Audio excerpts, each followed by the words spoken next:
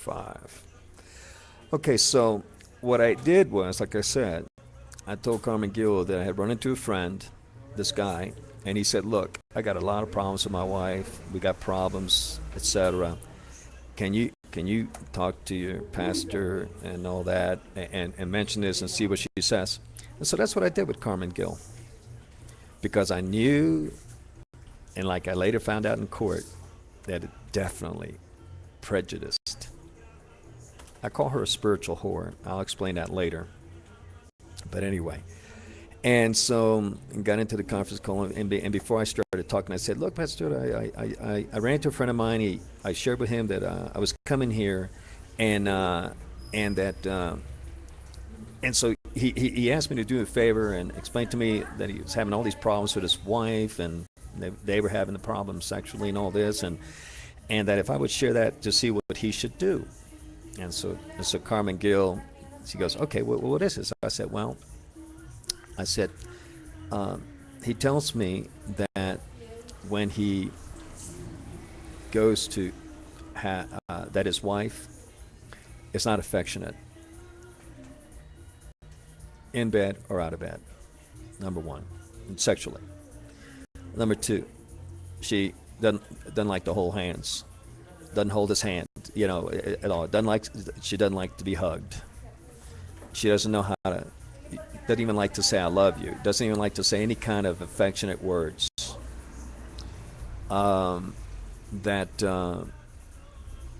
in bed, that many times she will lay there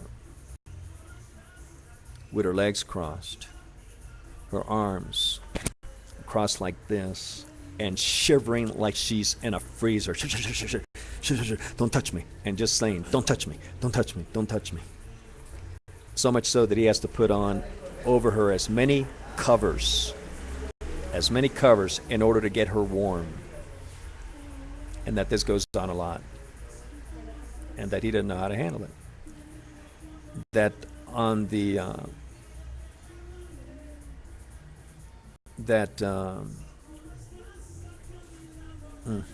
unbelievable. Unbelievable. What are you going to do, Marisol? You're going to go around people telling you that I'm lying in what I'm saying? Is that what you're going to do? Be careful. Be careful. I'm not lying.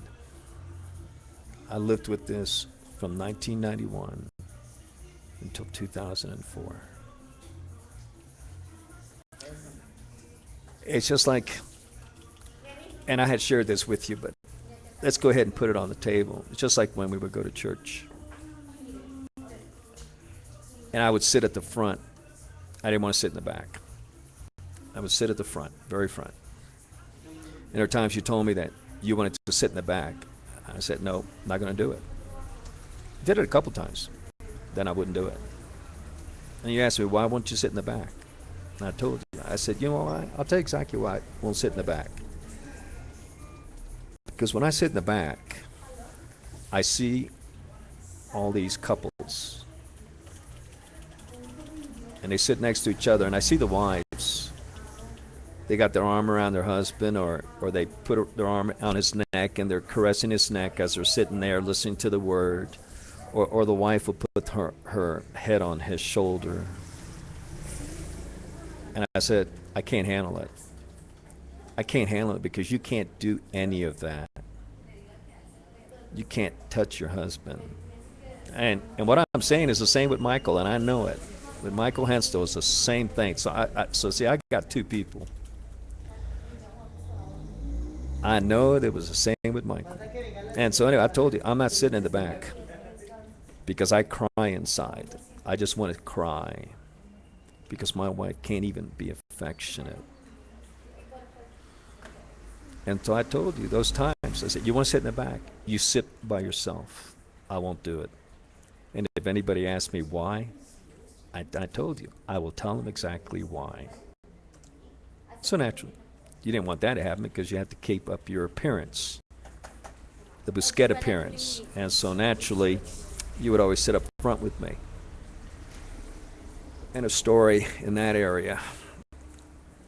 It's just like during our honeymoon. Let's talk about the honeymoon. something that I had to live with for many years. And during our honeymoon, first night, you had one sip, two sips. We did have some champagne. That I think it was Bob Kesey.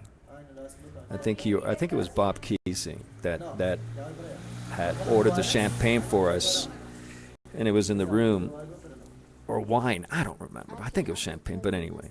And I'll never forget that. You had one or two sips. We got to the condominium there, and all that, and one or two sips, and all of a sudden you were out. Oh, I'm too tired. I'm just that, whatever. And as you know, I had a panic because I knew that you had had problems with Michael. And I had a panic that that here they were with me, which, as we found out later on, I did have them with you. And even during the honeymoon, I remember that you wanted me to tell you, and you got angry because I would not describe to you all of my previous sexual exploits, going as far back as whenever, which I refused to do. Talk about a perverted honeymoon. Did we make love? Finally, the next day. But walls were put up. But the point, and what I'm going to get to is this: for years, you would say to me that it's that most people don't have their sex on the first night, and that it's rare that most people it's the next day or whatever. And for years, you would bring that to me and put me on guilt trips. Well, when I mentioned that, because it wasn't just Carmen Gill that I went to see, because after I described to Carmen Gill everything about you sexually, Carmen said this to me. She said, James, there's something you don't know about me. And I said, what? She said, James, in the ministry, I received, I think she said it was either 1 or 2 year training that she took on how to help women and everything about women that have been sexually molested. And so anyway, in that meeting with Carmen Gill, she says, James, everything that you said to me about your wife, everything that you're telling me about this friend of yours' wife, is she has all the symptoms, all the characteristics of a woman that was sexually molested as a child or as a teenager. I tell you something. But all the sexual problems you and I had, and I shouldn't say I don't have any sexual problems, never have, and never will. But all the sexual problems of you not being able to be touched in bed, I never ever thought that you had been molested. That just didn't come to my mind as a possibility. I look at your parents, your brothers and all that, boom, never. But when Carmen Gill said that, I was floored. And then afterwards she asked me, she said, James, you got to get this woman in here. Will she come with her husband? Will they come and so that I can minister with them and help them? They need help. This woman needs help. And she's saying, James, you got to tell me who this is. Who is this that came and talked to you? And finally I said to her, Pastor, I'm going to tell you who it was. I said, Pastor, I've been talking to you about Marisol and my marriage. She almost fell off the freaking chair. She could not believe that was you.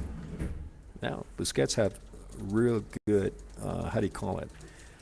They can put an air, they can hypocrite look. That they look this way, but inside they're not. Your father and mother do that really well.